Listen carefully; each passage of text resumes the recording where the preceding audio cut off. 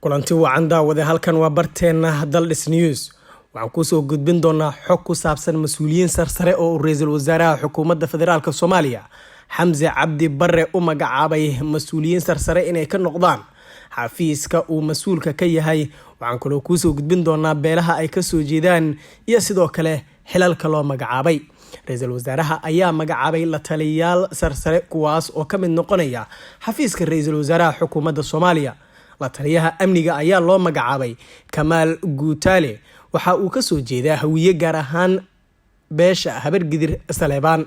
la taliyaha arrimaha dibadda iyo dib u heshiisiinta kaas oo loo magacaabay Cali Cabdi Awaare waxa uu ka soo jeedaa Daarood Majarteen Cismaan Maxamuud. la taliyaha dhinaca xiriirka caalamiga ah taas oo loo magacaabay Titoores Hodan Cusmaan waxaana ay ka soo jeedaa Daarood Dhulbahante Maxamed Muuse. la taliyaha arrimaha siyaasadda Titor Axmed Nuur Maxamed Daarood Ogaadeen Reer Cabdulle.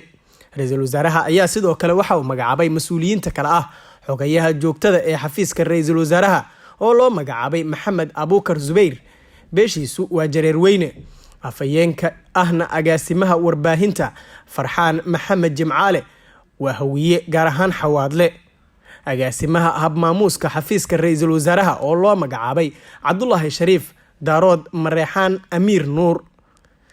kama dhigna qabyaalad ee waxa ay ka turjumaysaa inaad si fudud u fahanto matalaadda beeshaadu ku leedahay mas'uuliyiinta uu ra'iisul wasaaraha magacaabay.